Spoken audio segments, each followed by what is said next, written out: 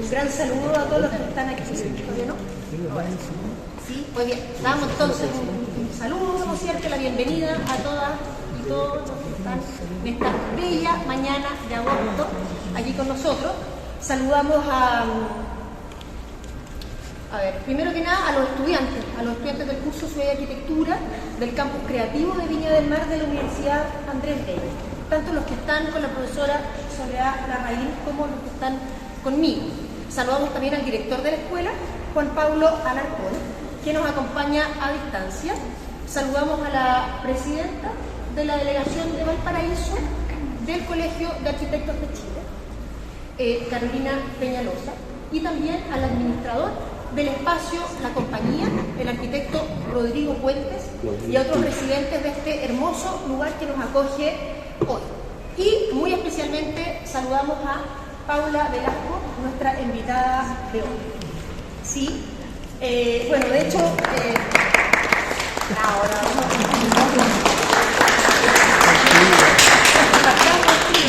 bien. Bueno, en realidad queremos agradecer muy especialmente a Paula porque vino expresamente para reunirse con nosotros hoy día desde Santiago. Y ella vino a inaugurar precisamente este ciclo de charlas que van a ser 5, que vamos a hablar de ciudad y de arquitectura, revisando desde diferentes visiones y desde distintas experiencias, tanto desde el ámbito público como desde el ámbito privado, diferentes proyectos, que van a poder ustedes, los estudiantes, escuchar directamente desde la voz de destacados profesionales. De hecho, los dejo al tiro invitados para la próxima charla, que es el 24 de agosto, que vamos a estar con el arquitecto Juan Sabaj. Vamos a ver el proyecto del polo tecnológico en el barrio Villa de Santiago, y la siguiente el 14 de septiembre con la arquitecta Marcela Soto. Ella es miembro ahora hace poquito del directorio de la empresa de Ferrocarriles del Estado y nos va a presentar la estrategia de puesta en valor del patrimonio ferroviario a nivel país y haciendo un zoom, ¿no es cierto?, en nuestra región. Sí, esas charlas también van a ser aquí en el espacio de la compañía, pero a las 6 de la tarde, para que no se equivoquen los estudiantes. Entonces, la charla hoy día va a tener una duración aproximada de 45 minutos, más o menos, luego de lo cual los estudiantes, ¿no es cierto?, van a poder hacer, y demás asistentes, preguntas directamente o comentarios convenientes. Además, está Miguel Segovia con nosotros. Muchas gracias, Miguel, técnico de la escuela, que va a grabar, ya que después las charlas se va a subir a YouTube Live Campus Creativo, lo que va a permitir que los estudiantes la vuelvan a ver en el trabajo de análisis y revisión posterior que van a hacer de la charla. ¿Soledad? Bueno, agradecerle a todos que están aquí, a los estudiantes por sumarse a esta aventura del ciclo de charlas también y sacarnos un poquito del confort de la sala. Creo que va a ser una gran oportunidad para ustedes. Por supuesto, agradecer a los dueños de casa. Y nada, me queda solo presentar a la invitada del día de hoy, Paula Velasco. Voy a sacar el torpedo para no equivocarme. Arquitecta de la Pontificia Universidad Católica de Chile, Master of Science in Emergent Technologies and Design de la Architectural Association en Londres. Ha sido nominada para el programa de Rolex, Mentor and Protégé, y también ha sido invitada por el British Council a realizar una residencia internacional, y además fue seleccionada para el concurso JAP Constructo del 2013. Entre esas cosas, y de los que más me interesa, dos destacadas obras que han ganado en los últimos años junto a Cecilia Puga y Alberto Moleto, que estaba por aquí también, y que nos interesa mucho hoy día poder ver, ¿no es cierto?, que tiene que ver con la recuperación de edificios patrimoniales, como fue el Palacio Pereira, que ya está abierto, que ha sido un hit, tremendamente visitado, y actualmente en el desarrollo de la recuperación del Archivo Regional de Valparaíso, que también ganaron junto a Cecilia Puga en su oficina, ¿no es cierto?, y esperamos sea un hit también y podamos saber más de ellos. Así que dejamos el piso a Paula. Les pido a todos, como estamos en un espacio con una gran acústica, mayor silencio posible para poder después tener la grabación con el audio impecable. Así que les recuerdo a los estudiantes ir tomando nota y ir armando las preguntas después para el ciclo de preguntas y conversación que vamos a tener también junto a Carolina.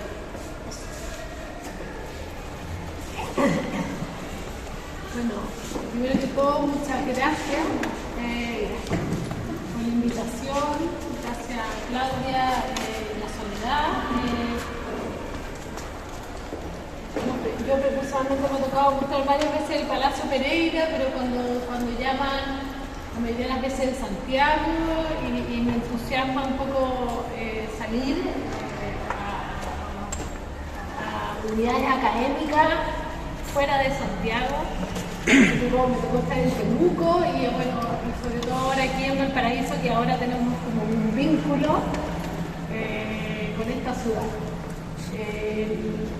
La idea es presentar dos proyectos, el proyecto de recuperación del Palacio Pereira y el proyecto en curso. Lo que vamos a ver hoy día del archivo regional es un poco la presentación que se hizo al concurso, porque es un proyecto que está recién comenzando a desarrollarse. Hoy día nos encontramos haciendo todos los estudios preliminares, estamos haciendo las calicatas, con ello el levantamiento arqueológico, las mecánicas de suelo, el levantamiento crítico para ver cómo está la cáscara, qué es lo que queda hoy día, y así una serie de estudios preliminares que van a formar la base técnica para que después nosotros podamos desarrollar el proyecto de arquitectura.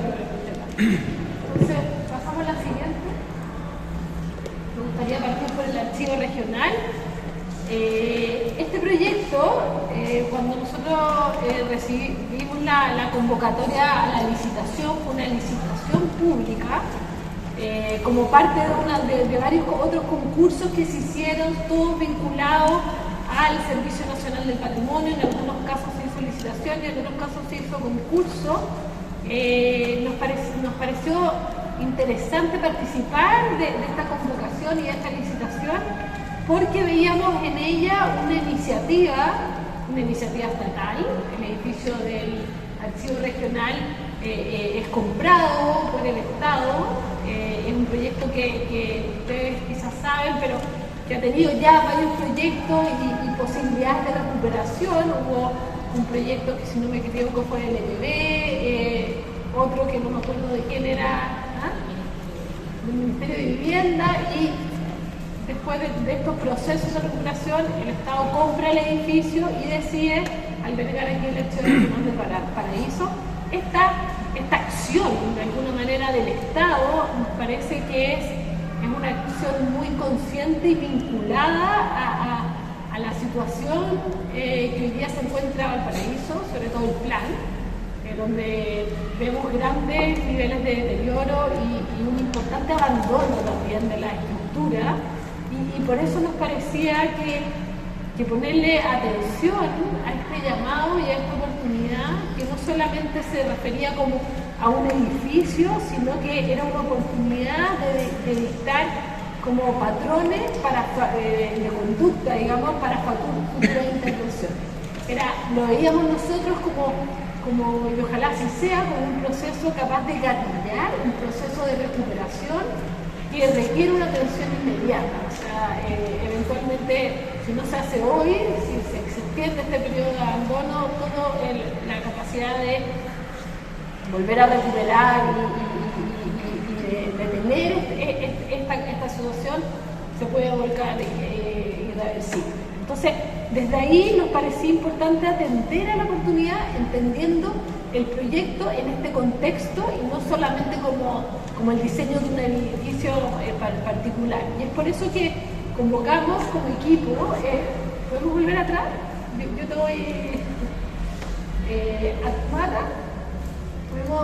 Convocamos como equipo, nos pareció importante esta visión global como del edificio, de su condición patrimonial, de su situación urbana, de todo el requerimiento técnico, y por tanto convocamos a un equipo multidisciplinar que nos permitiera como entender conceptualmente lo que significaba hacer esta recuperación y hacer este proyecto. Entonces, me parece importante mencionar este proyecto que lo estamos haciendo. Yo tengo una oficina con Cecilia Puga, somos las dos arquitectas, más un arquitecto asociado, Max Parada, pero junto a nosotros está Cristian Sandoval, que es un ingeniero que tiene una expertise en estructuras patrimoniales y en albañilería simple. Está Pedro Bartolomé, ingeniero estructural, que también trabajó con nosotros en el caso del Palacio Pereira. Ambos dos trabajaron con nosotros en el caso del Palacio Pereira. Está Alan Chandler, que es un inglés, que es arquitecto de arriba, que tiene mucha experiencia en patrimonio y que nos ha ayudado mucho también en entender como el estado del arte de estos temas. Y Vicent Cos, que es un arquitecto español, con quien también en el Palacio Pereira trabajamos y fue un importante apoyo, sobre todo en la resolución técnica de la recuperación. La siguiente. Entonces, volviendo a esta idea de tener esta oportunidad como un proceso gatillador de proceso de recuperación de este deterioro y abandono, es que quisimos leer el proyecto y esta cáscara, lo que queda, como parte de entenderla siempre en este contexto urbano. Es una pieza muy particular porque es una pieza que como que tipológicamente obedece a una estructura de fachada continua, pero es un edificio isla. Entonces nosotros lo leemos como una suerte de pieza en transición. Si uno analiza, ¿podemos pasar al siguiente? Las fachadas del edificio no se alcanza a constituir como esta idea de palacio, donde hay un volumen en sí mismo y todas las fachadas se condicen como a la idea de un volumen autónomo, sino que cada fachada va a su manera respondiendo. Esto es una lectura que hicimos nosotros, que hoy día estamos recogiendo material histórico para poder argumentarla también. Obedece también a esta idea de fachada continua. Es bastante ecléctica la resolución de las fachadas, son todas distintas, aquellas de los pasajes, con la de Serrano y la de Copra. Y un poco estudiando el proyecto, el concurso nos solicitaba o permitía tener un edificio, que el edificio que entrara a alojarse dentro de esta cáscara podía llegar a la altura de los 20 pisos. Y a nosotros nos parecía que esa altura de alguna manera desvinculaba al resultado final de su contexto. Entonces, parte importante fue entender esta pieza, más allá de la idea de fachada que de alguna manera las presiones sobre estos sitios patrimoniales muchas veces terminan acabando como disminuyendo la carga, como el valor patrimonial del edificio, y donde solamente se pone en valor lo que se ve desde su exterior y luego el interior se densifica para poder responder a esa presión inmobiliaria, digamos así. A nosotros nos parecía que al leer el perfil urbano de esta fachada era parte de un contexto mayor, y que la manera en que la manera en que estas dos piezas se tejieran era clave en la operación como de recuperación urbana del total. Entonces, parte importante del esfuerzo del proyecto es tratar de entender esto como dos piezas que se entrelazan y conforman una nueva estructura, más que como un perímetro, una persistencia histórica y un edificio que se inserta en su interior. Entonces, no hablar ni de lo viejo ni de lo nuevo, ni de la relevancia entre uno y otro, sino más bien hablar de las relaciones que podemos establecer entre ellos para obtener esta nueva pieza. ¿Podemos pasar a la siguiente? Con el objetivo de que la nueva entidad estuviera de alguna manera definida por esta pieza histórica y de esa manera defender y proteger este perfil urbano, ¿verdad? Y de alguna manera desde ahí la pregunta era trabajar pensábamos en la idea del contenedor y el contenido, cómo el contenedor y el contenido se tejen, se entrelazan para constituir esta nueva estructura. Y de qué manera esa preexistencia y esta estructura nueva, desde un sentido material, dramático y estructural, de qué manera se vinculan para darle como por un lado, para conservar lo que llegó a nuestros tiempos, pero para darle una nueva vida, considerando que si uno reconstruye esto, le entrega una nueva vida útil que nos va a permitir como gozar de lo que llegó hasta hoy día, que es este perímetro, y construir una nueva unidad que funcione con los requerimientos como que demanda la contemporaneidad, por decirlo. Y para nosotros esta solución, esta respuesta estaba en la solución estructural, estaba en el diálogo en que establecen estas dos piezas para poder conservar, recuperar en términos estructurales la cáscara antigua y constituir una nueva pieza que estuviera siempre en vínculo con la antigua. Entonces, era la solución estructural la que nos permitía entretejer estas dos cosas. La siguiente.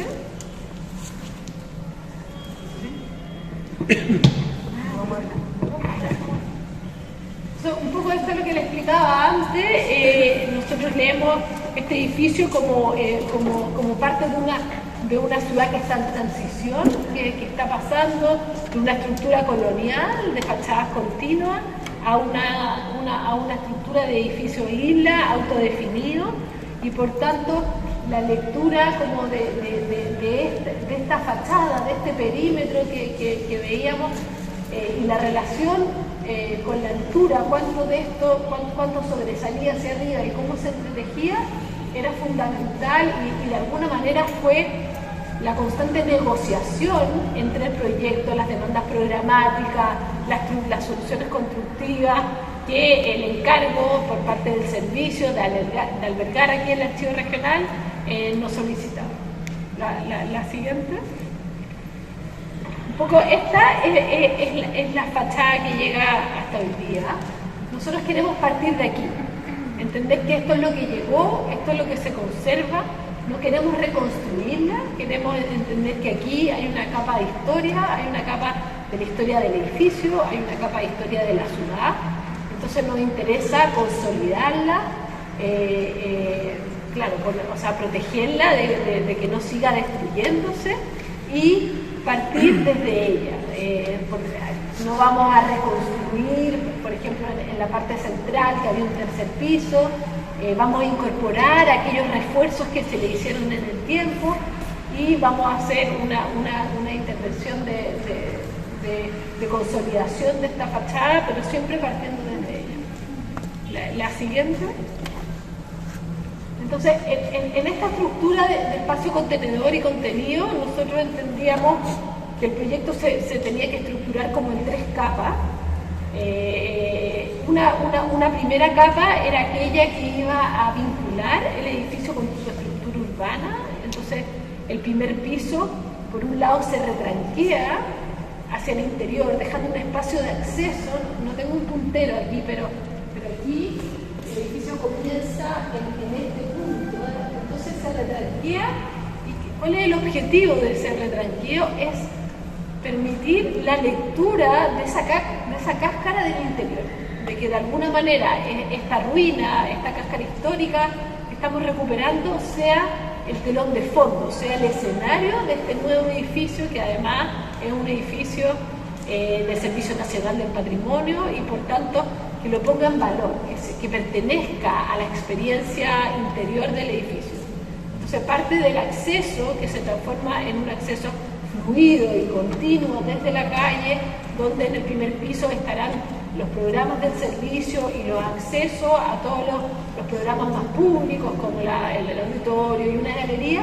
Se establece este retranqueo, una superficie continua desde Cochrane que nos permite tener una estructura fluida desde el interior urbano hasta el interior del edificio. La siguiente. Esta suerte de buffer, este retranqueo de alguna manera, es que también pone como en evidencia esta suerte como de relación entretejida entre estas dos estructuras, donde simbólicamente nos gustaría no hablar de que una sostiene a la otra, sino que las dos se forman, trabajan de manera conjunta armando esta nueva unidad. Y este es el espacio donde ya la fachada no es solamente un telón de fondo hacia la ciudad, sino también su albañilería, su sistema constructivo, que data de una época y de un momento, se expresa y es testimonio también de la experiencia interior del edificio. Luego, como un cuerpo aislado, está esta tercera capa, esta segunda capa, que es un cuerpo autónomo y suspendido del suelo, donde se albergan todos los archivos. Eso tiene que ver con una solicitud también de la FEDER, de los términos de referencia, que era no dejar los archivos en un subterráneo por problemas de agua o inundaciones, y dejarlos suspendidos del primer piso también y autónomos del resto del sistema del edificio, permitiendo también que esto tenga un sistema de climatización individualizada y que se entienda como una pieza también cuidada, como que uno lea la idea de recopilación, donde estos archivos se guardan, donde nuestro patrimonio material se conserva como una pieza protegida. Y luego, si pasamos al siguiente, estaría el tercer nivel, que es donde nuevamente el edificio viene desde otro punto de vista a establecer los vínculos con su condición urbana, pero en este caso ya no es desde la calle, sino es con su condición más territorial, una condición que tiene que ver con su escala geográfica, con su escala territorial, con la idea de la quinta fachada, muy propio de Valparaíso. Entonces, los programas de oficina del Servicio del Patrimonio se ubican en este último nivel que reconoce el emplazamiento de este edificio. Vamos a la siguiente. Entonces, esta estructura que es muy esbelta también, tratando de liberar la planta y donde prime esta condición de contenido dentro de la cáscara y la relación de este edificio con su contexto más territorial y geográfico es lo que prime en cuanto a la experiencia interior del edificio. Bueno, estos son un poco los cortes donde aquí podemos leer ese blanqueo, esta suerte de buffer, donde la estructura de albañilería simple, que va a tener una operación de consolidación estructural a partir de un proceso de post-tensado en la albañilería, o sea, se van a insertar unos cables verticales que van a conectar la fundación con una viga de hormigón superior, y que eso va a ir de alguna manera amarrando toda la estructura, además de esta estructura que entreteje lo nuevo con lo viejo, que lo que viene, si es que las primeras operaciones tenían que ver con el plano bidimensional, este tejido lo que hace es evitar que el plano de la fachada se salga de este plano bidimensional y tenga problemas no me acuerdo el nombre técnico en términos estructurales, pero de desplazamiento de su eje. Y este sería el volumen suspendido, y arriba, digamos, la oficina, tenemos una suerte de cortina, de elemento vertical, desde donde se cuenta todo el resto del edificio que está por sobre. Me parece interesante, y algo con lo que nos vamos a encontrar es que el edificio está dividido en tercios. No sé si puedo empezar la siguiente. Tiene una estructura de tercios. Todas las manzanas, hoy día nos hemos encontrado, estamos ya estudiando un poco, haciendo la reconstrucción histórica y constructiva del edificio, y hemos visto que las manzanas en Valparaíso estaban divididas en lotes de tres. Lotes de tres que iban de calle Serrano a calle Coco. Y el edificio conserva esa estructura. Una especulación que no está probada todavía, que la hemos hecho solamente en base a fotos que hemos ido encontrando, es que aquí, previo al edificio, hubieron tres edificios distintos entre sí, y que eventualmente, ya está la especulación de la especulación, es que el subterráneo o parte de esa estructura de cimiento y subterráneo se haya utilizado en la construcción del palacio, y por tanto el palacio vuelve a tener esta estructura de tercios en la estructura de la planta, en cómo se organiza el programa. Entonces, a donde quería ir es que hoy día el edificio, que no lo mencioné, pero quizás todos lo saben, en el 2008, ¿por qué solo queda la cáscara? Es porque hubo una explosión de gas de un edificio en el frente y este edificio se quemó, entonces solo quedó la cáscara, pero el edificio tiene un subterráneo y hoy día ese subterráneo está cubierto con todos los escombros del incendio. Entonces, nuestra esperanza, lo que creemos que puede pasar, es que cuando se saquen todos los escombros, toda la basura, va a aparecer la estructura original del edificio. Y por tanto, hemos conservado esta estructura, esta tipología de planta, para que el subterráneo del edificio sea testimonio de esa estructura pasada que definió además la estructura del Palacio Suercas. ¿La siguiente?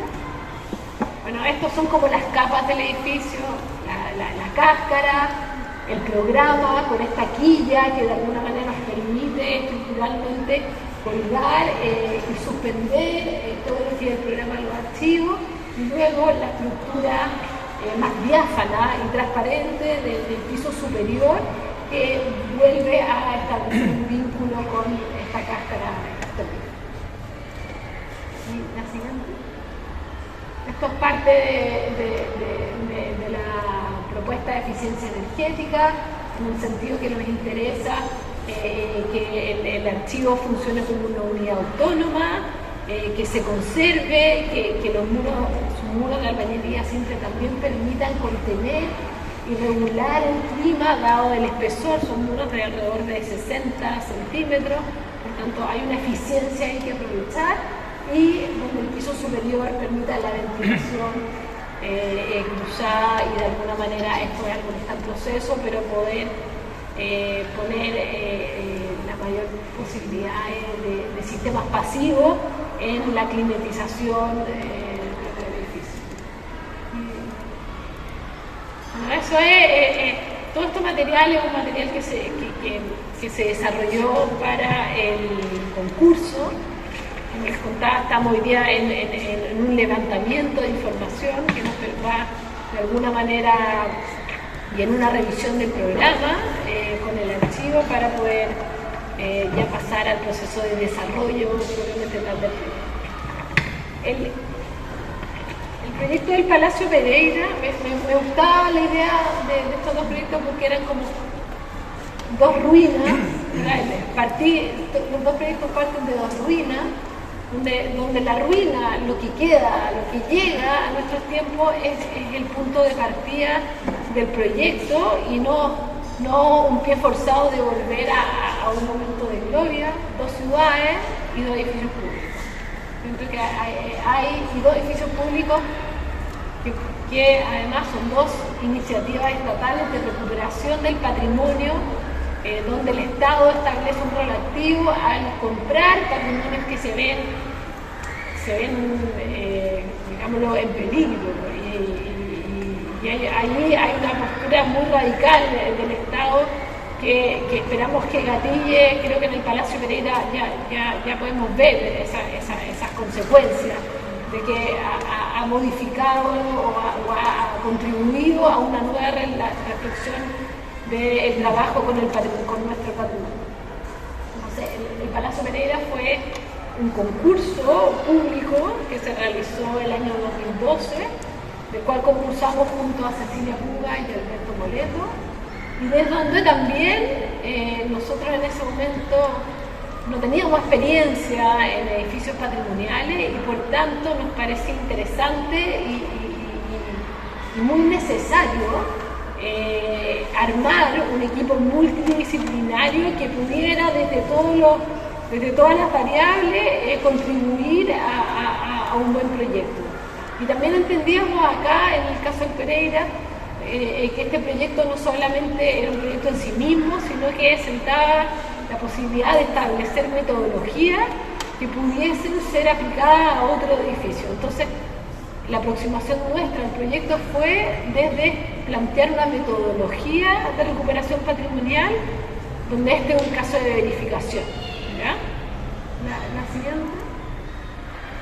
Entonces, esta idea como el Palacio Pereira está en el centro en el Huérfanos con San Martín, para los que no lo conocen, como ya en el término de lo que es la ciudad histórica, llegando a la norte-sur, y es un edificio también de transición, sobre todo en su tipología, pero también es parte como de la historia encarna la historia de Santiago, centro, y en esta como actitud muy de nuestra cultura de abandono, desde donde eventualmente como parte de los sismos y de los sucesivos como destrucción del patrimonio dados por una condición de la naturaleza, nos hemos acostumbrado como a abandonar y dejar y seguir construyendo.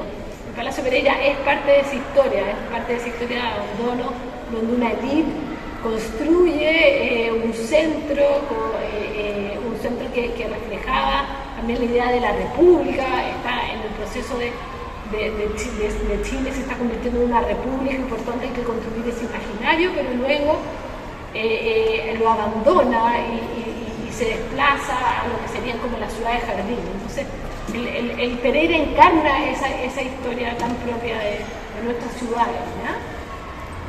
La siguiente.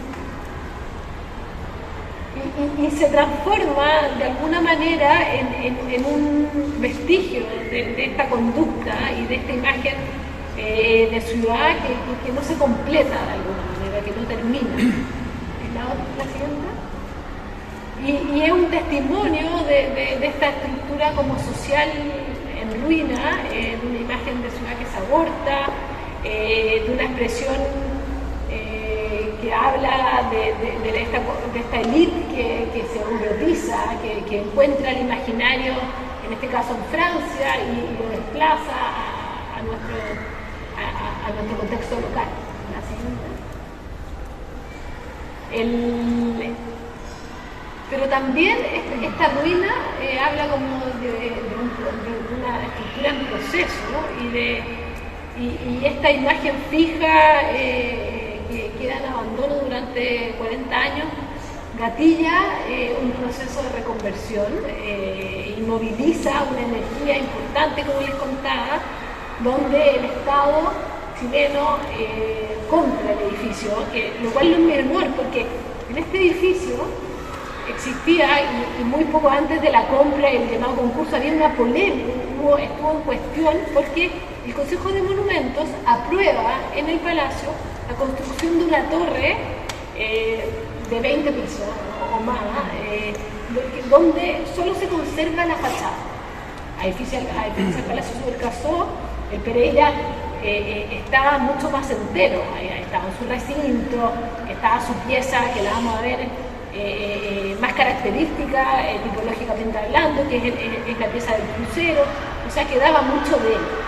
Y el Consejo de Monumentos aprueba este edificio, lo que aparecen una serie de cartas al Mercurio, y lo que enciende muchas alarmas, y donde la Municipalidad de Santiago tiene un rol muy importante, porque legalmente ellos revocan ese permiso, hay un juicio, pero bueno, luego se logra determinar judicialmente que el ministerio, que la municipalidad está por sobre la declaratoria del Consejo de Monumentos. Entonces, junto a este proceso de tratar de detener de varias entidades públicas lo que se había aprobado de alguna manera, hay una gestión del Estado, en ese momento acá está Sebastián Piñera, a través de la Magdalena Kreps y Emilio de la Cerda, de comprar este edificio. Se convence al dueño, un gestor inmobiliario, que lo venda.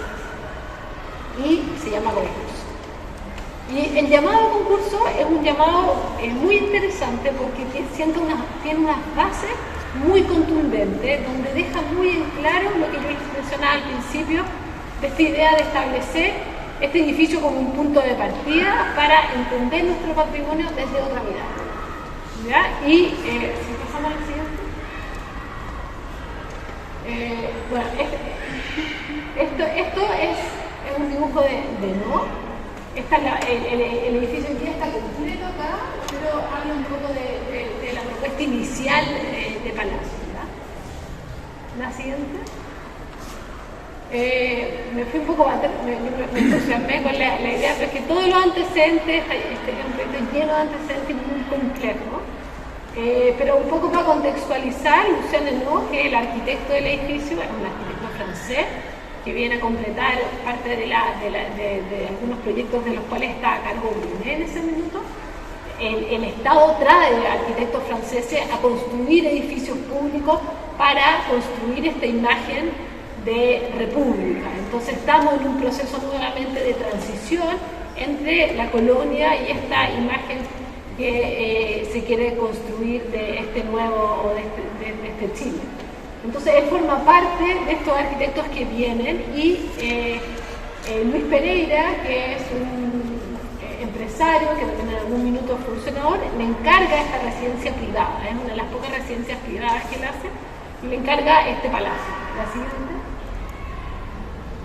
Estas son algunas de las imágenes de la vida social que ocurría entre estos edificios, para que ustedes se imaginen que es parte muy interesante del proyecto, que es un edificio que viene a construir esta nueva como elite que empieza a conformarse, pero que hoy en día en este proceso de transición se devuelve al Estado y es un edificio que se democratizó, por decirlo de alguna manera, en la historia. La siguiente. Y bueno, esta es una imagen de 1940, el edificio a partir de 1940 empieza, la familia se traslada del centro hacia estas ciudades jardines que estaban empezando a aparecer, y el edificio empieza a ser utilizado y en un proceso de transición por distintas funciones. Hay un liceo de niñas, en algún minuto estuvo a cargo de un grupo de jóvenes que no es del MIR, pero fue tomado también. El liceo de niñas es uno de sus procesos más largos, pero fue residencia de otra familia, o sea, empieza como a reciclarse y a reutilizarse, adoptando otro uso. La siguiente. La siguiente. Entonces, cuando nosotros recibimos el encargo, entendemos que el conflicto o el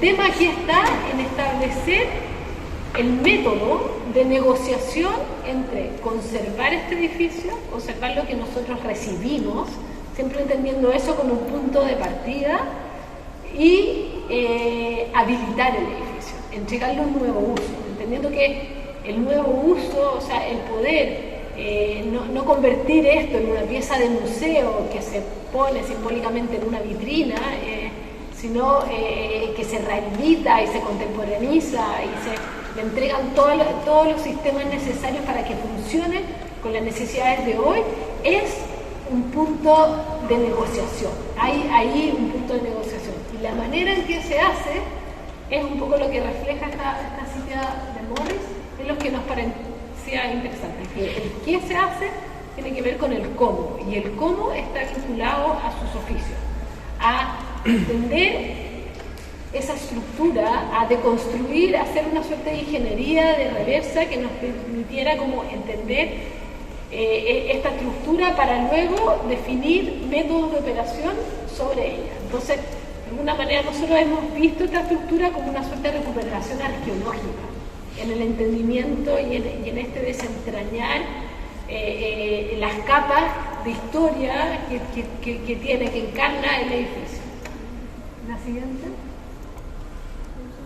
Entonces, el concurso, que es muy interesante, ya establece 3 grados de intervención, no establece una única manera de operar el edificio. Esos grados de intervención el primer grado tiene que ver con aquello que se conservó, que tiene mayores niveles de conservación y que de alguna manera representan como la parte más simbólica del edificio, que es su fachada y el crucero.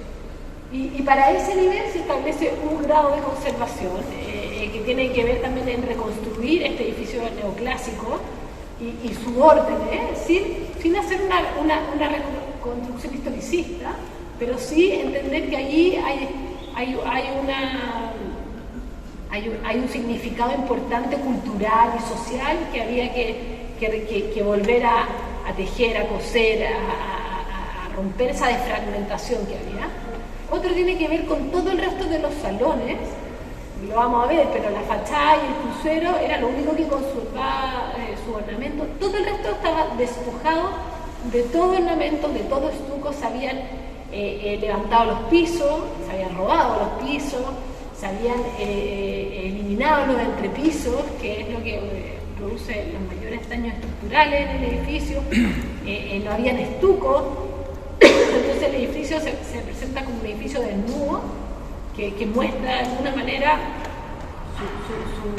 su albañilería simple, su sistema constructivo, pero una textura, una fábrica que nunca pensó ser vista, que nunca se pensó para ser vista. Y un tercer grado que tiene que ver con llenar el vacío de todo aquello que se había caído y donde se albergaría el edificio nuevo que debía operar. El llamado era a operar con lógicas contemporáneas, con arquitectura contemporánea, con tecnologías contemporáneas, donde se hiciera evidente que era una pieza de estos tiempos, digamos. ¿La siguiente? Entonces esta es un poco la propuesta del concurso para crucero. Esta imagen de aquí tiene que ver con el estudio de esa fachada, donde empezamos a atender la fábrica y a limpiarla y vemos qué de ella queda realmente consolidado y qué hay que volver a consolidar. Parte de esta estructura había un tema que era muy interesante, que los suelos desaparecieron. Entonces, al desaparecer los suelos y haber pura tierra, uno veía como otra condición, había como una democratización del suelo. Antiguamente los suelos tenían siempre dibujos particulares que de alguna manera enmarcaban los recintos, cada uno tenía su historia. Y la ruina nos deja algo totalmente como una suerte de campo donde este edificio se posa.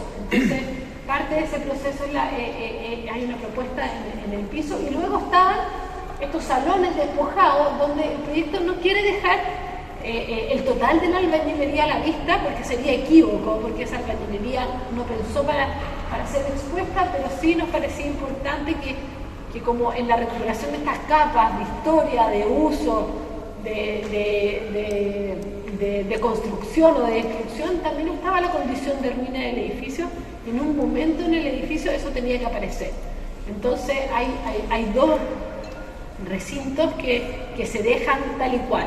Y lo interesante de esto es que al despojarse, el edificio se nos muestra como constructivamente, es un testimonio de un sistema constructivo de una época. Entonces es también un objeto de estudio. La siguiente. Y la operación que empieza a ver con los salones es una operación caso a caso. Caso a caso, lugar a lugar, se va entendiendo cuál es el rol de esa pieza en el total, qué es lo que queda, cómo se conservó, y entonces desde ahí se entrega una solución. La siguiente. Y el edificio nuevo, que es esta interpretación contemporánea. La siguiente. Entonces empieza la obra el año 2016 y se empieza a estudiar esta fachada, qué materiales tenían, cómo era su estuco, qué nuevas soluciones iban a adherir a esa capa o cuáles no, cómo iban a trabajar cromáticamente las intervenciones nuevas con aquello que había quedado ahí, cómo se insertaban todas esas piezas que se desprenden, cómo se daba continuidad, cómo podíamos dar cuenta de las distintas capas de la historia sin dejar una estructura fragmentada. Entonces, ¿qué elementos eran importantes reconstruir para que, pese a que uno leyera la historia, uno también leyera una pieza calma y continua? La siguiente.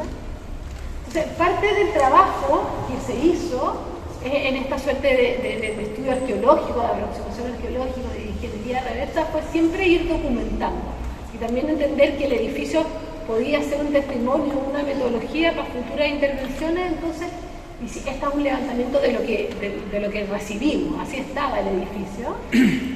La siguiente. Y durante el proceso de diseño hicimos un prototipo, digámoslo, un trabajo de campo que nos permitió estudiar la fachada, y donde la fuimos limpiando y decapando y sacando todas las capas de pintura artificial hasta llegar a la capa original. Entonces, estos colores y esa paleta cromática no es una paleta que definimos nosotros, sino es la capa original del edificio, lo que se decretó como la capa más antigua. La siguiente. Un poco, estos son la documentación de estos procesos, cómo se va limpiando, entendiendo, estudiando, hasta cómo se recupera esa estructura que tenía un porcentaje importante de una capa conservada. La siguiente. Y luego está esta pieza cruciforme que tenía la aproximación a ella era con el mismo nivel de cuidado y de atención que la fachada.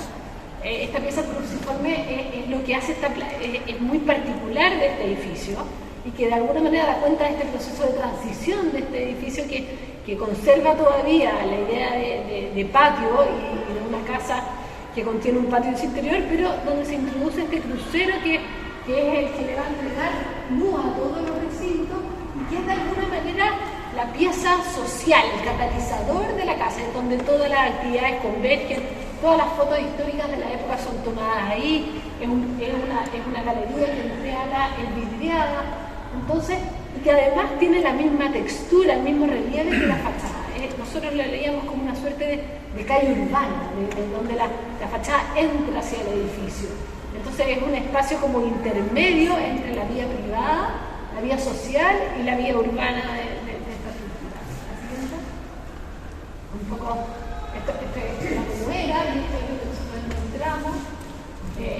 La siguiente. Cómo ir pasando y cómo nosotros recuperamos el edificio haciendo un proceso, lo que hacemos como la primera operación que hacemos sobre la planta, sobre la estructura de relaciones de la planta, es modificar las circulaciones y abrir dos circulaciones laterales del edificio, dejando esta pieza como otro recinto, evitando que esta pieza se conforme como en el obligado paso entre el conector de los recintos, sino despojándola como de ese rol y volviéndole su rol como un recinto dentro de otro recinto y como un espacio que además es como un catalizador climático, es el dispositivo climático del resto del edificio. La siguiente. Las mismas estudios se realizan sobre ese fachada, sobre ese tejido. Se define que hay que reconstruir todas las líneas horizontales y las estructuras verticales principales, como los capiteles completos, con sus fustes, la coronación, todas las piezas, tanto horizontales de los niveles inferiores como de los niveles superiores. Y el resto de los ornamentos, donde había queda y donde no hay, no se reconstruye. Y después está este nivel, los salones, donde yo les contaba que aparece la estructura del edificio, aparece el envigado, podíamos ver que había coligüe, que sobre ese coligüe había barro, o sea, de alguna manera se nos hace evidente o se nos muestra el edificio en su estructura interna. Entonces, eso que nos parecía interesante como testimonio, creemos que el conservar el edificio, parte importante del proyecto era hacer un esfuerzo de que el edificio que había llegado en nuestros tiempos como un edificio de albañilería simple, de muro de 60 centímetros, que funcionaba, o sea, su performance estructural estaba todavía vigente, por decirlo, era clave conservar eso. O sea, que no solamente esto era una restauración como del estuco, de la última capa, sino conservar una estructura que era portante y que todavía funcionaba. La Y eso tiene unas negociaciones súper importantes, porque la consolidación estructural del edificio, cuando nosotros hacemos Palacio Pereira, no existe norma para la minería simple. Entonces, ¿qué significa eso? Que para poder consolidarlo, lo que nosotros teníamos que hacer era hacer un muro de hormigón paralelo al muro de ladrillo, y que era una suerte como de encamisado de hormigón, donde fuera el muro de hormigón el que recibía la carga y el que trabajara, y dejara en su interior el edificio de ladrillo. Y para poder evitar eso, con el equipo de ingenieros hacemos una propuesta al MOB, diciéndole que operemos con la norma italiana, que tiene similares características a las nuestras, y que eso nos va a permitir reestructurar esta estructura que ha permanecido y que todavía sigue funcionando. Entonces, la siguiente, entonces la operación de consolidación estructural es la mínima que se podía hacer, por decirlo de una manera, y tiene dos principios. Uno, son una serie, en todos los vanos se introduce una pletina de 10 centímetros, de 20 centímetros por 10 milímetros de espesor, que en la mayoría de los casos queda oculta en las carpinterías de madera, pero que en este lugar, al igual como la estructura tradicional se nos expone, nos quedan expuestas aquellas operaciones estructurales. Y una segunda operación que tiene que ver con reconstruir, bueno, aquí se ve esa película que se introduce, la siguiente, tiene que ver con reconstruir los diafragmas. Como se veía, el daño importante en la estructura del edificio tiene que ver en que se eliminaron los pisos y por tanto las amarras entre estos edificios, entre estos muros de albañilería de 60 centímetros desaparecen. Entonces había que volver a amarrar. Y había mucho de este invigado todavía presente. Entonces, dentro de las negociaciones con el MOB, se decide construir una losa sobre el invigado existente, recuperando aquellas piezas que están dañadas, de 7 centímetros. Que teje de alguna manera la losa, el invigado, con los muros, pero que tampoco rompe los muros. O sea, que está como sobrepuesta, entendiendo que si algún día alguien define que la operación que se hizo en el Palacio Pereira no era adecuada, esta operación es reversible. La siguiente. Estas son todos los vanos, está la petina que tiene una serie de espárragos que en todas las direcciones, no en un solo plano dimensional, tejen, cosen esta pletina con los muros de la albañilería. La siguiente. Y luego, tal como decíamos, este edificio nunca fue pensado para exponer su albañilería, y por tanto los recintos van ocultando estas operaciones que el día de mañana, si alguien las estudia, van a ser evidentes, pero tampoco la idea es hacer un alarde de ellas, ¿ya? Otro de los temas que era interesante tiene que ver con los techos, los cielos. Todos los cielos, los pocos cielos que encontramos y los cielos de los edificios de esta época son siempre estructuras tridimensionales, cóncavas, que tienen en ella todos los ordenamientos y toda la información, y por tanto nosotros propusimos reproducir estos cielos en la gran mayoría del edificio como unos cielos cóncavos de madera de laurel pintada blanca, pero los salones principales, y trayendo la cita de William Morris y del cómo se hace y de la importancia del oficio, hicimos esta intervención en estos 3 salones, que es una serigrafía de un patrón de William Morris, deformado y transformado, que se aplica sobre estos cielos. Es un trabajo que fue hecho por 2 artistas, un trabajo increíble que se hizo en sus talleres y luego se montó tabla por tabla en el palacio. Las siguientes son parte de lo mismo. La siguiente. Y por último, para terminar, el edificio nuevo. Como les contaba al principio, la función del edificio nuevo y la lectura que nosotros hicimos era de consolidar la tipología del edificio. ¿Cuál es la tipología? Esta planta que tiene la pieza de crucero que remata en un patio en el fondo del sitio. Entonces, esta tipología del edificio, el edificio nuevo viene a llenar lo que falta para consolidar esta tipología. Se reconstruye el patio más o menos del tamaño que había y donde estaba, pero se reconstruye con un lenguaje contemporáneo. La siguiente.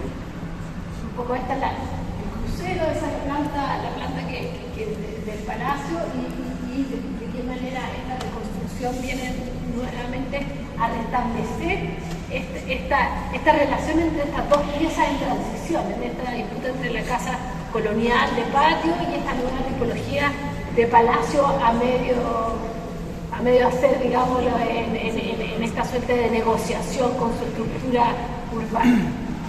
Y esto, lo que les contaba antes, se introducen estas circulaciones perimetrales, permitiendo que el edificio nuevo, que va a albergar la mayoría de las oficinas, en el caso de que el crucero tenga otro evento, siga funcionando de manera independiente. Todo el primer piso es un edificio público, abierto al público, hay una cafetería, hay una galería, está el CEDOC, que es de consulta. Entonces, el edificio también tiene programáticamente se abre a la calle y el hecho de trasladar la circulación al lado nos permitía potenciar esa condición urbana y democrática y abierta de este nuevo rol del edificio como un edificio público. La siguiente.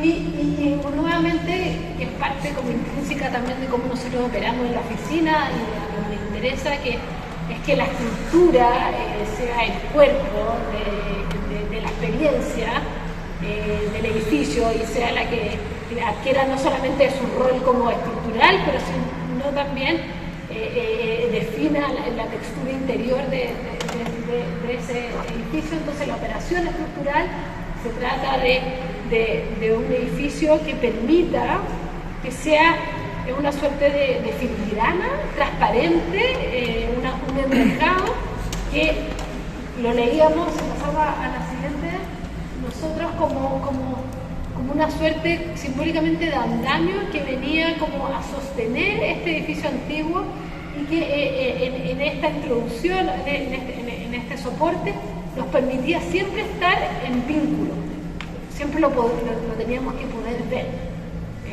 que no hubiera un minuto donde desapareciera de la vista, nunca desapareciera de la experiencia interior del edificio. La siguiente. Entonces, para el concurso presentamos esta imagen que es un andamio, esto es la ciudad protegida donde se está restaurando uno de estos templos y este andamio es el que de alguna manera lo cubre frente al agua, lo protege un poco del tiempo, de todo, y es también el que soporta su proceso de restauración. Es ahí donde trabajan aquellos que lo van a proteger. ¿La siguiente?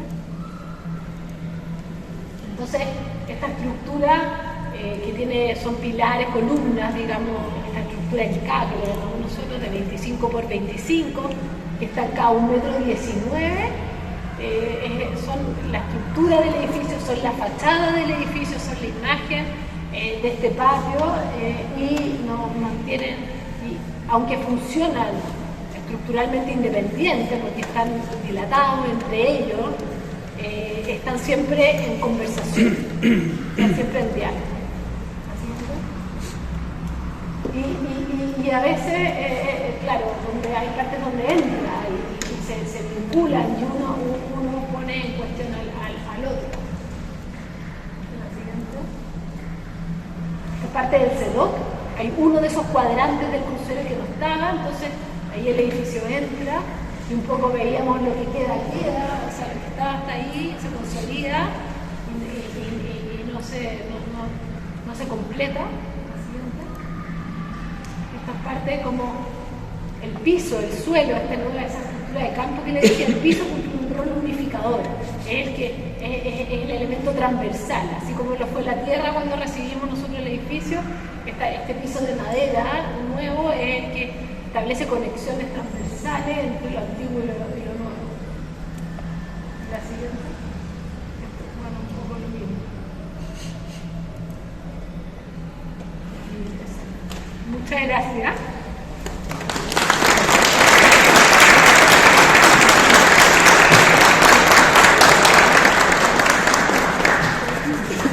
Excelente. Muchas gracias, Paula. Qué exposición tan clara y al mismo tiempo tan apasionante. Con qué capacidad de hablar de temas tan complejos de forma simple. Creo que eso los estudiantes deben estar muy agradecidos, ¿no? Nosotras, encantadores. Sí, para abrir la conversación, queríamos darle la palabra a Carolina Peñalosa, que te da por la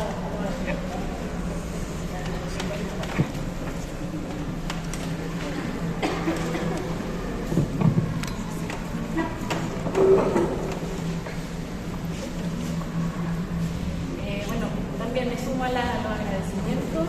Creo que también hay un tremendo valor en poder comunicar la complejidad. La complejidad de ambos proyectos y que invita también entonces a abordar la complejidad de un proyecto de arquitectura y de recuperación, ¿cierto? Y claro, traspasar esa experiencia, chuta, yo de verdad agradezco esta exposición, ha sido muy muy clara y también motivadora en relación al desafío que hoy día surge para Valparaíso con el proyecto de casa. Bueno, y yo, también muy interesante, muchas reflexiones tengo en la cabeza, ¿no? A propósito de ambos proyectos, pero me pasa que yo siento, o creo que en ambos proyectos tú lograste decir, o lograste abordar cómo ustedes, como oficina o como conjunto, ¿cierto? Como agrupación de arquitectos y además de otros profesionales, logran concebir una idea hasta el final, pero con una sensible lectura del significado de este edificio en su contexto. Yo felicito eso y también lo traigo un poquito a colación a propósito nuevo del Supercasó, porque creo que es fundamental para la arquitectura y sobre todo en el caso de recuperación, ¿cierto? Tener esa lectura de contexto no solo urbano, ¿cierto? Por lo que tú hiciste es hay una lectura del contexto social histórico, contexto actual también, ¿cierto? Pero también del simbolismo de este edificio, de esta edificación hoy día y lo que fue en el pasado. Esa unión, que me parece que usted hace una lectura muy atrás, es muy interesante, porque en el fondo es lo que le da como sentido al proyecto de arquitectura hoy día. Es imposible no ver todos los elementos que nos explicaste. Así que bueno, también agradezco esa sutileza, esa, qué sé yo, como sensibilidad para tratar ambos casos y me imagino que otros los proyectos también. Bueno, en ese sentido tenía una pregunta, tengo muchas preguntas, pero voy a hacer corta para darle la palabra a los alumnos que son el objetivo de esto. Y bueno, quería saber si en realidad eso es una premisa para ustedes, hacer la lectura de la dimensión urbana y de contexto, ¿es una premisa para ustedes para lograr llegar a plantear el proyecto o el concepto, en el caso de Pereira, consolidar la tipología, imagino, espacial del edificio? Llegar a esa propuesta conceptual, ¿es para ustedes una premisa llegar desde la lectura contexto o se va dando en el camino? No, es un trabajo. Parece que, sobre todo proyectos como de esta envergadura, de esta relevancia y complejidad, y también creemos que los arquitectos tenemos como esa capacidad, ¿verdad? De mirar de más lejos, de ver cuál es la oportunidad. Porque, a ver, cuando yo a veces le digo a los alumnos, nosotros tenemos que cumplir a cabalidad con el programa, el edificio tiene que funcionar, tiene que tener sus circulaciones, tiene que funcionar estructuralmente. Eso es como sine qua non, tiene que ser así. Entonces, si eso tiene que ser así, ¿cuáles son los temas del proyecto? En ese sentido nos parece que poder entender el proyecto como una fábrica más compleja es súper relevante. O sea, no es solamente un edificio, sino que es una estructura, como tú decías, es memoria, es patrimonio, es cultura, es futuro. Entonces, siempre tratamos en lo posible y a través de construcción de equipos multidisciplinarios de poder tener esa lectura previa como a lo más práctico, al listado de programas del proyecto, que nos permitan entregarle a ese edificio una oportunidad, como una oportunidad de realmente construirse en una construcción futura y entender la pieza en cuanto a estructura social, en cuanto a patrimonio material, en cuanto a estructura urbana, en cuanto a aporte tecnológico al desarrollo de los avances de la arquitectura. Entonces, es una pieza más compleja, es un desafío, pero sí, y sobre todo en estos proyectos que además son iniciativas del Estado, es una oportunidad. Hay una inversión importante que hacer y esa inversión tiene que valorizarse desde muchos frentes. Bueno, no solamente para de nuevo darle paso, perdón, decir que es muy interesante el tema de la vinculación. En el caso de Valparaíso, si es que hay quizá una mirada que tenemos que resolver como sociedad, justamente la mirada o sea, nuestro proceso de desvinculación, ¿no?, asociado al patrimonio. Y ustedes han planteado, lo escuché ahí repetidamente, el proceso de vinculación, tanto desde el edificio con su territorio, fundamental, pero también desde la arquitectura. Entonces, cómo eso se resuelve en la distinta escala, muy interesante mirar como recuperación patrimonial, necesaria. Ya. ¿Quién toma la palabra ahora? ¿Quién va a lanzar aquí una primera pregunta o comentario a los estudiantes? Pues esto para ustedes, así que siéntanse libres, por favor.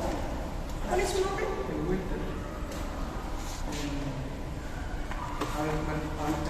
Hablaba de la lectura de abandono y me puse ese punto porque como diseño clásico que hay en la arquitectura, es como que, claro, el origen se van a abandonar. No importa, ¿por qué surgen estos como abandonos tanto de los edificios mismos como también del mismo estilo como neoclásico? O sea, yo creo que el tema del estilo es abandono, es que la modernización va trayendo nuevos desarrollos y eso de alguna manera va modificando lo que se podría llamar los estilos, que ya la definición de estilo no existe tan definida como era en la época del Palacio, pero yo creo que tiene que ver con eso, tiene que ver con una adecuación a las nuevas oportunidades, a las nuevas metodologías, a las lecturas, que hace que la respuesta formales sean diferentes. Pero el abandono, nosotros lo leemos como eventualmente como una cosa así como súper como de idiosincrasia, como que un poco de recursos también. O sea, viene un terremoto, se cae la iglesia, se cierra. Viene no sé qué, se daña el techo, entonces y te movilizáis al perímetro y se va agrandando el perímetro de expansión, y que de alguna manera eventualmente esa destrucción sistemática cada 30 años ha producido como un poco vínculo al patrimonio, a la historia, ¿no? Entonces esto se va a caer en el próximo terremoto, entonces no se cuida, ¿sabes? Obviamente que tiene que ver con la capacidad económica de mantener también estas estructuras, pero también con una visión de eventualmente de no hacerla. Durante mucho tiempo tengo la idea, quizás me equivoco, de que se museificó, se dejó como unas piezas intocables, las piezas, el patrimonio o las piezas de valor. O sea, hoy día estamos en una iglesia, actualmente hace 15 años sería como pensaríamos, no sé, quemados por estar en sacrilegio, por estar haciendo una charla aquí en una iglesia. O sea, era impensado, ¿te fijas? Entonces, quizá esa mentalidad de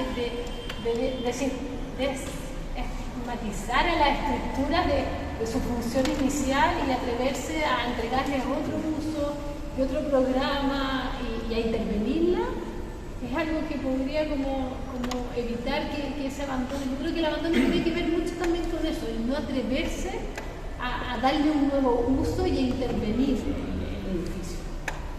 Entonces, entonces lo dejamos como un museo y no podemos hacer de todo un museo, entonces se abandona.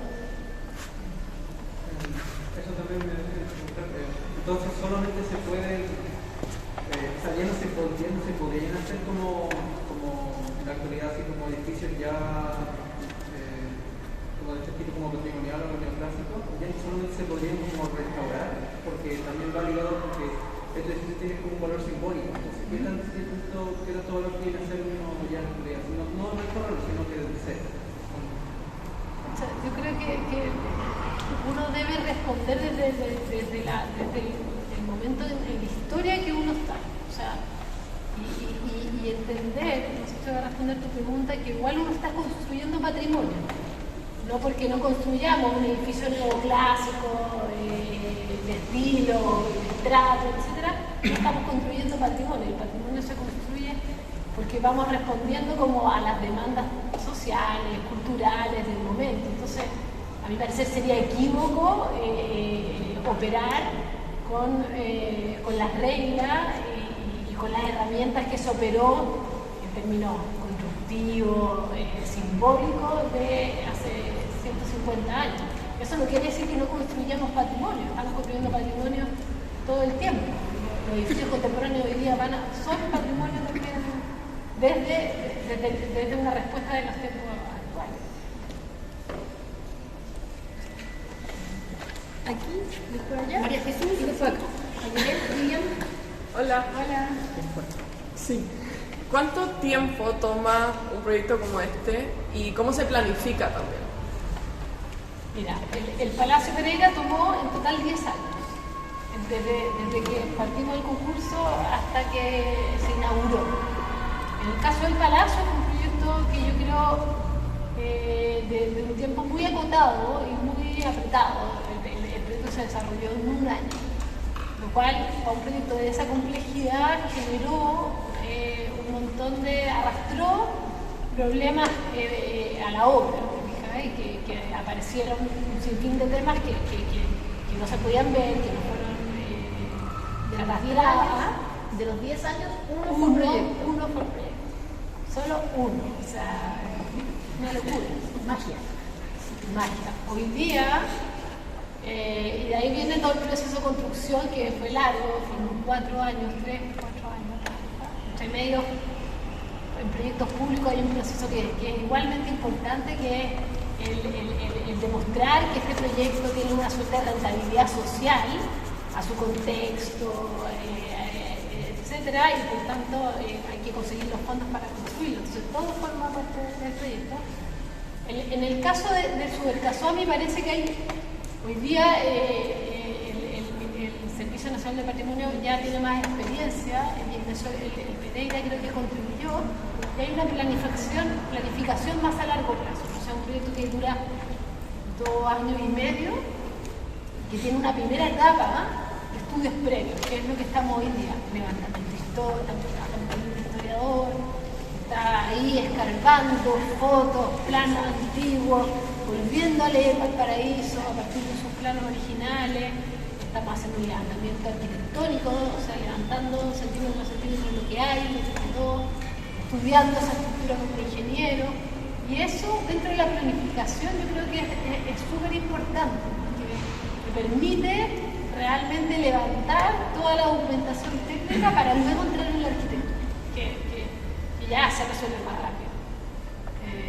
Pero ser capaz de hacer un buen archivo y un buen levantamiento de todos los temas previos al proyecto de arquitectura, y después vienen los plazos típicos de un proyecto, así como el anteproyecto, desarrollo del proyecto, el desarrollo de sus especialidades y su parte más técnica y ya la planificación de la construcción.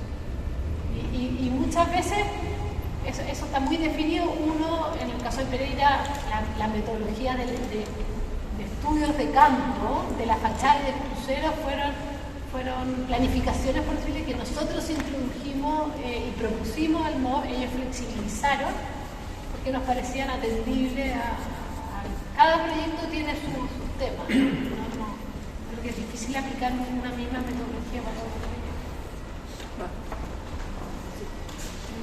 Ayelen, por favor. Bueno, en un momento mencionó que en el Palacio Pereira como que vieron el tema de la eficacia energética y mencionó el tema de la materialidad. Yo quería consultarte si también vio o evaluó el tema de la luz, quizás como también un tema para tratar dentro de lo que viene a ser la eficacia. Me va a tomar una atribución, pero Alberto, que es parte arquitecto de ese proyecto, es especialista en ese tema y es un poco estuvo a cargo de... Alberto, ¿me puedes pasar para que quede con el auto? Perdón.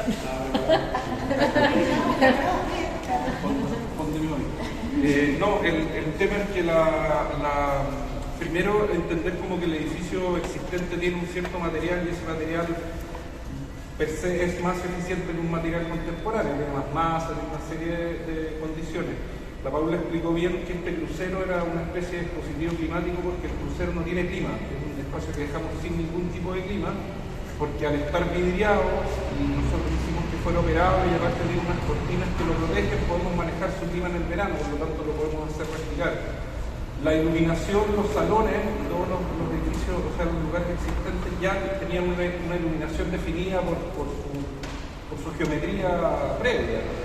Y el patio pasaba relativamente lo mismo. En el minuto que nosotros definimos una estrategia, hicimos pruebas, por supuesto, de iluminación. La iluminación cumple con los estándares, súper iluminado. Y tiene también esta idea que a mí me parece bueno, que en el fondo las oficinas no reciben luz natural. Todas las oficinas están hacia el perímetro, no reciben luz natural.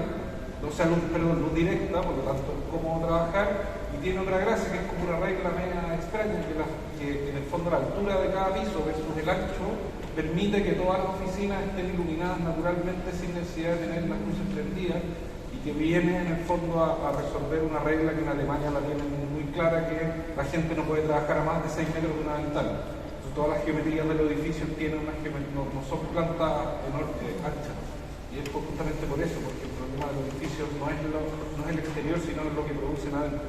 Y además, todas las ventanas por arriba se operan automáticamente, por lo tanto el edificio tiene una inyección de clima, pero se ventila naturalmente. Así como se recupera la performance estructural del edificio, se hace uso de esta performance climática o de comportamiento dado por el ancho de los muros, el rol de la pieza del crucero con su recinto en el edificio. O sea, se incorpora eso, o sea, se introducen sistemas clima, o sea, más tecnológicos, más nuevos, pero como se equilibra con lo que el edificio trae consigo, el aporte que hace el edificio en cuanto a eficiencia.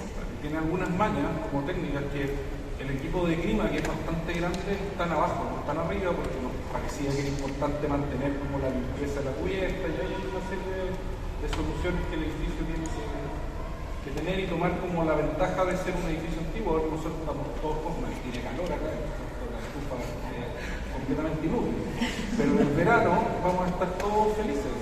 Entonces tiene esas condiciones, más fácil calentar que enfriar, y el palacio cumple con esa condición. Gracias. William, por favor. Primero que nada, buenos días. Muchas gracias por la presentación, estuvo muy enriquecedora. Y yo tenía una pregunta que se divide en dos.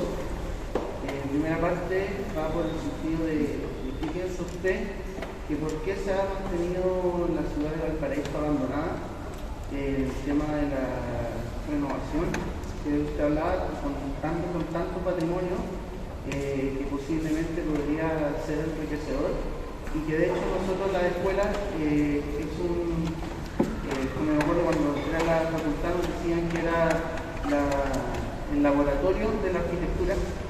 Entonces vuelvo a caer la pregunta de por qué está abandonado y si cree usted que mediante el proceso de la renovación del archivo regional que están tratando ustedes puede ser el puntapié inicial para el desarrollo de nuevos proyectos que nos permitan como traer esta reconstrucción y sacar el mayor provecho de este sector patrimonial que tenemos. A ver, usted sabe más que yo. Difícil la pregunta.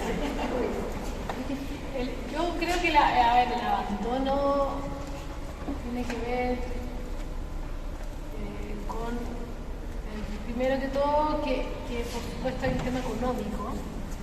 Estas estructuras requieren de intervenciones importantes para acomodarse también a las necesidades actuales del clima que estábamos hablando, eventualmente como de las estructuras sociales, cuánta gente vive en un lugar, cuánta otra no, ¿te fijas? Y eventualmente el abandono tiene que ver con la poca inyección de recursos para poder reconvertir esa estructura a estas nuevas necesidades. Me atrevería a decir que tiene que ver con eso, sobre todo con eso, bueno, y obviamente además ha sido gatillado por todos los procesos que estamos viviendo hoy día, de la pandemia,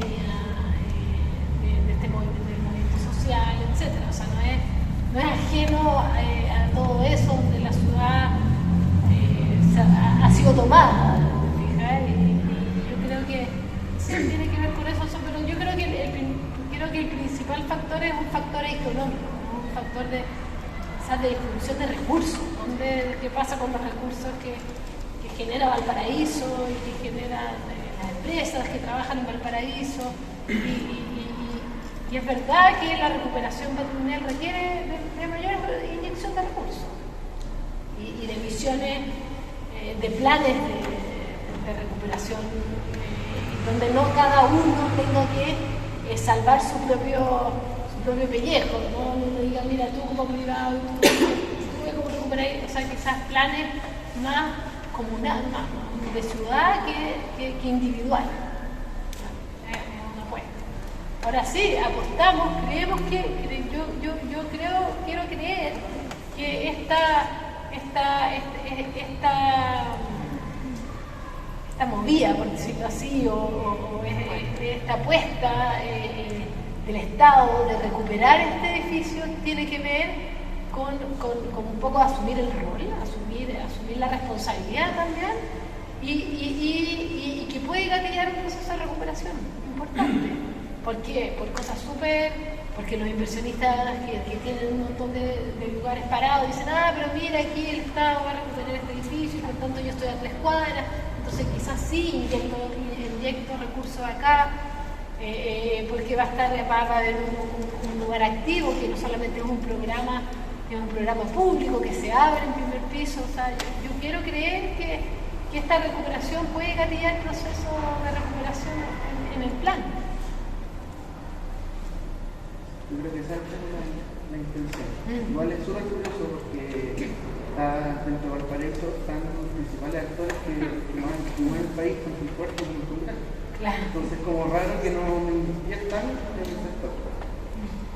Quisiera un segundo para complementar un poquito, porque me parece muy interesante que hayas tocado ese tema como una pregunta, porque tiene una dimensión que es bastante grande, ¿no? Que además desde nuestro oficio, ¿cierto?, o como gremio, es algo que nos debe interesar permanentemente. No solamente desde la crítica, obviamente, o desde la inactividad muchas veces que hacemos, ¿cierto?, miramos como un poquito de lejos estando, sino que también, ojalá activamente, porque es cierto que Valparaíso hoy día es parte de un proceso de deterioro, así de sencillo, ¿no?, y de complejo a la vez, que estamos en este lugar, en el que tú comentas hoy. Pero, y coincido con Paula en que, claro, es un tema de recursos económicos, por supuesto, pero el patrimonio también es un recurso. Y por lo tanto, si hay un problema de gestión hoy día, es un tema de gestión o de administración del patrimonio y de los recursos que tenemos hoy día. Por ejemplo, que hay que se sectores que no contribuyen hoy día en la posibilidad de gestionar recursos económicos para la gestión del patrimonio. Entonces es un problema profundo que esperamos se pueda abordar prontamente, al menos así se vislumbra. El problema que hoy día tenemos, y en la ciudad de Valparaíso en particular, una cierta sensación de que nunca se termina de resolver, ¿no? Porque como tú misma comentaste, Paula, antes el edificio del Palacio Supercasor antes tuvo 2 proyectos.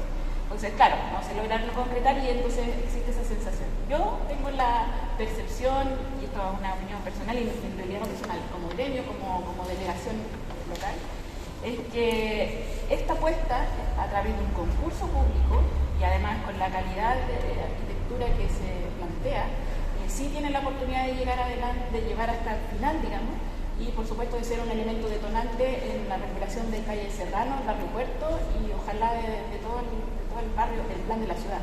Porque también hay otros proyectos que están ahí como esperando, como bien dice Paula. Entonces, que se produzca la sinergia, creo que una vez está va a suceder. Ojalá hay que mostrar.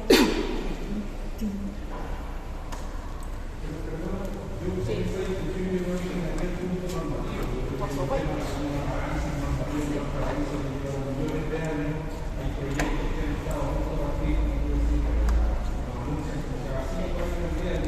Y el otro tema que tiene que ver con el territorio y que es un negocio hace 5 años, yo estoy montado ahora, es que hace 5 años creo que había 390 personas en el trabajo. Está peor, ahora es menos. Ya, menos. Eso es lo que le falta a usted. Obviamente hay un proyecto que toman, pero sobre todo hay una parálisis normativa en general que no ha habido experiencia. En Santiago se hizo la conferencia con un buena, todo, ¿cierto? Llegó ya en el centro de Santiago, volvió a la mañana, se volvió a corregir, pero yo creo que por ahí pasa también. O sea, no hay que desconocer que la normativa es un tema que cuesta meterse y cuesta conversando, y es fundamental para el desarrollo de la ciudad. Es una normativa, no sé cómo no es, tiene una normativa laxa, antigua, se han tocado edificios, entonces también es un tema importante. No, o sea, es un tema de equilibrio, podríamos conversarlo, pero coincido absolutamente con eso. No es un tema solamente de paralización normativa, como que, claro, tener una normativa que no está ajustada hoy día para provocar recuperación, no está hecha para eso. Entonces, claro, parte por ahí, pero esa misma normativa es parte de un sistema, además de poder planificar, como decía Paula, cómo se sale, incorporar cambios normativos, partiendo por el plan regulador, que ya es difícil.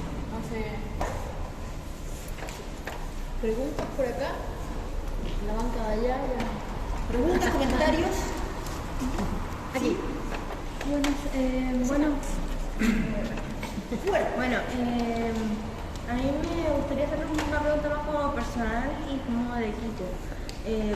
¿Qué tan importante fue para usted el desarrollo y estudio tanto de este edificio en lo patrimonial como en la obsolescencia de este? ¿Y qué tanto les benefició el estudio de este edificio en su equipo?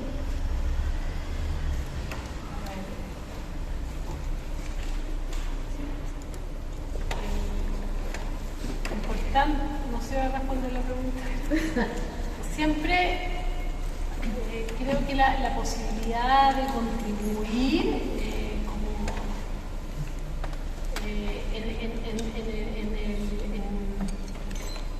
en las ciudades, en la construcción de las ciudades y de su estructura pública, va a ser siempre un beneficio para nosotros los arquitectos, ¿no? Y creo que la oportunidad, en el caso de Pereira y hoy día de Supercasor, de poder participar, así, porque realmente somos partícipes de un equipo mucho más grande que solo nosotros, de estas recuperaciones, es una enseñanza para nosotros enorme. Y es gratificante también hoy día poder ir al Pereira y ver que va gente a tomar café, y que entran niños, y que salen, y que van las señoras que iban al liceo, y que los vecinos se sienten orgullosos, y que ahora ven que su casa que está al lado tiene mucho más valor, no solamente económico, y que ahora quieren ese tramo de ciudad. O sea, creo que más allá de los beneficios como de trabajo que a uno le pueda generar esto, hay una gratificación como profesional muy importante al trabajar en las entidades, en proyectos públicos que van construyendo ciudad y patrimonio y memoria. Creo que ahí está como todo el beneficio.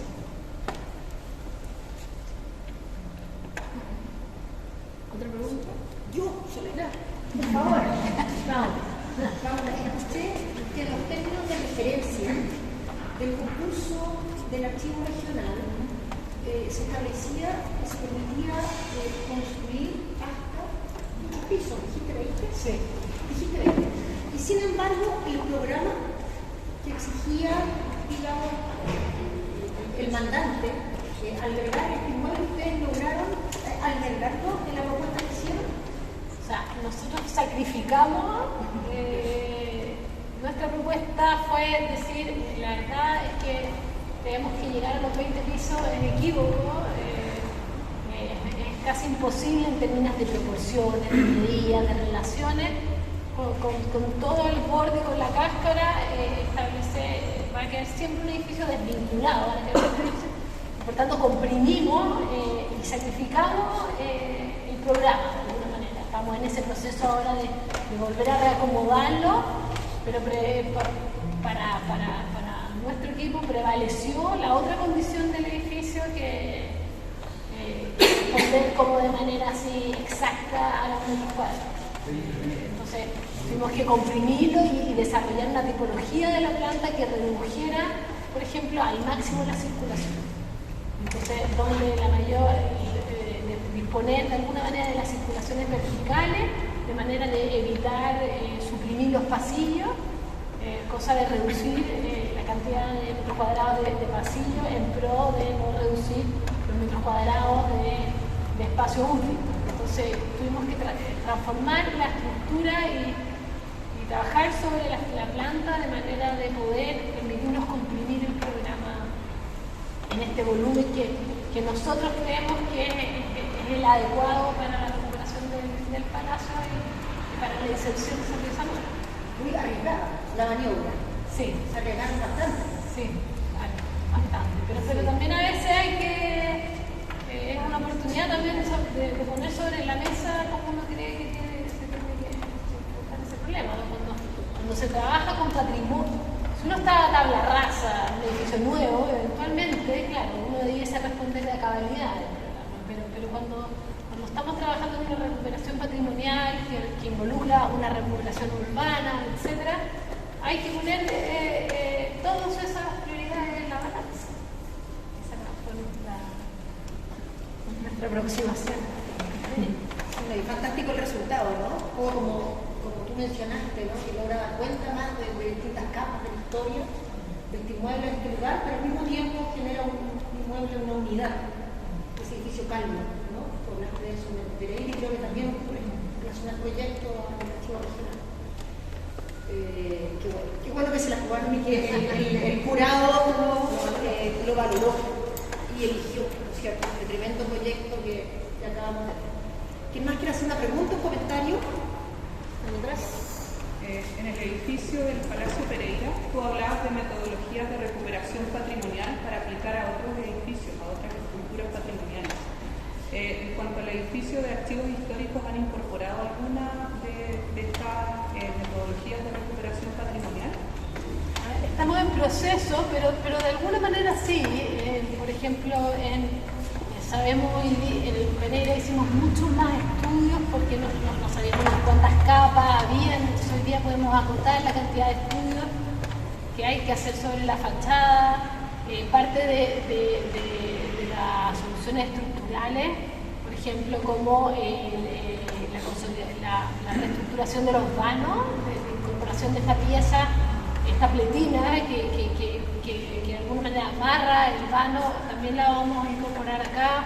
O sea, hay aprendizaje que se transfieren, como también saber que la única solución para estos edificios de Almendía Armada no es el de la reconstrucción de un edificio que viene a suspender el rol como estructural que tiene la estructura existente y asume ese rol dejando esto como solamente como una fachada simbólica. Entonces también el buscar la idea de hacer esta suerte de consolidación estructural a través de postensados que dentro de la ingeniería que se han hecho en otros proyectos es también parte del aprendizaje. Si bien no es la misma solución, es saber que existen alternativas, no solamente en Chile, que en ese sentido hay que estudiar soluciones de otras referencias internacionales para no hacer eventualmente la solución tipo a la cual hoy día se acomodan muchos de los proyectos.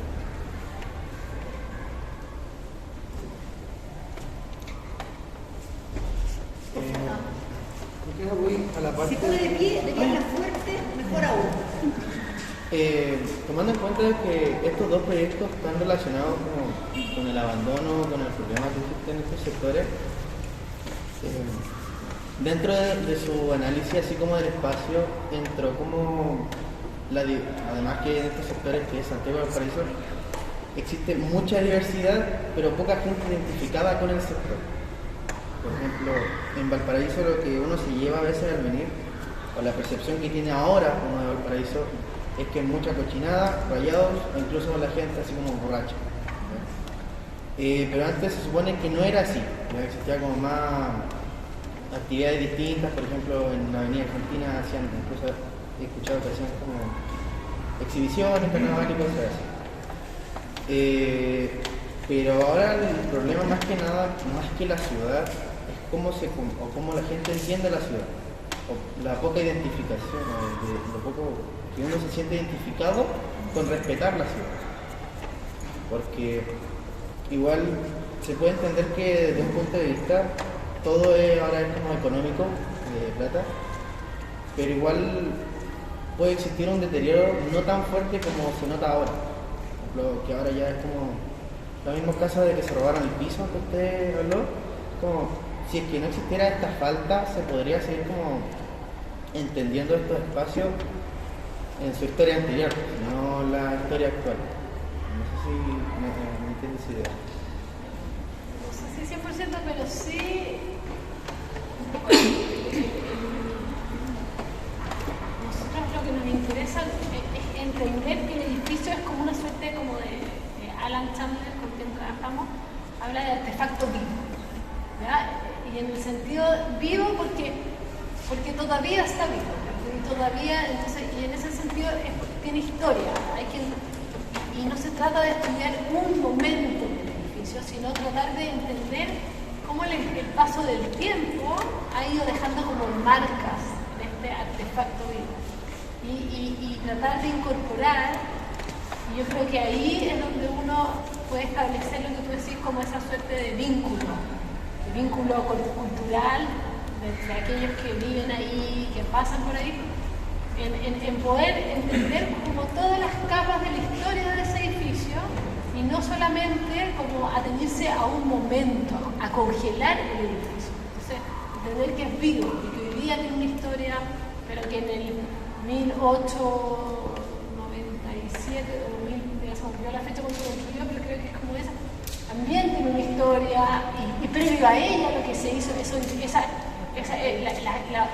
los tres edificaciones más coloniales que habían también son parte de su historia porque aparentemente definieron la estructura de esa tipología de la planta que el edificio tiene hoy día y eventualmente sus fundaciones son parte de la historia previa a que el edificio estuviera ahí. Entonces como entender que cada momento va dejando huella en ese edificio y que ojalá uno pueda ir como recolectando ella en la justa medida e incorporarla a lo que el edificio venía incorporándole.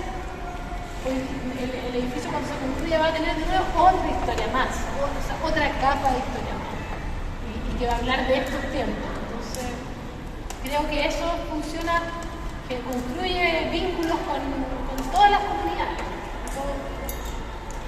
con todos sus alrededores.